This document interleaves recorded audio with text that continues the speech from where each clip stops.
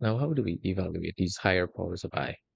Well, we first need to acknowledge that we do know the simple powers of I, which are I to the 1 is the root of negative 1, I to the power of 2 is negative 1 itself, I to the power of 3 is the negative of the root of negative 1, and finally, the easiest one, I to the power of 4 is simply 1.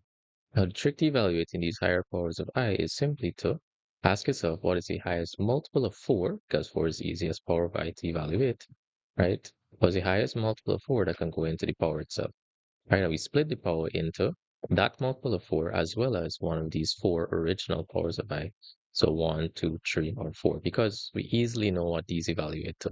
And so I to the power of 5 will simply be I to the power of, well, 4 is the largest multiple of 4 that can go into 5 plus 1, right? That's the excess. And we do know I to the power of 1. And so this evaluates to I to the power of 4 times I to the power of 1.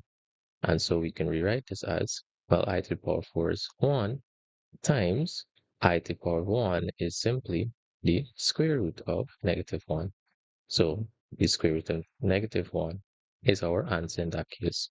Applying the same rule to I to the power of 14, well, the highest multiple of 4 that can go into 14, or that's just below 14, is actually 12, right? So we know we can rewrite this as I to the power of 12 plus 1, sorry, 2, right?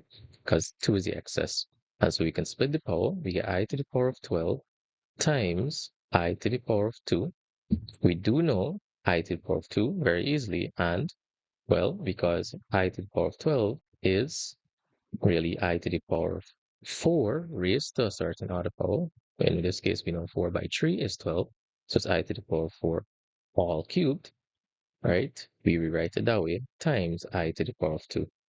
This makes it much easier for us to deal with.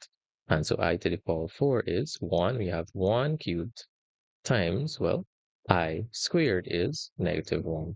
And so our final answer there is, well, 1 to the power of 3 is 1 times negative 1.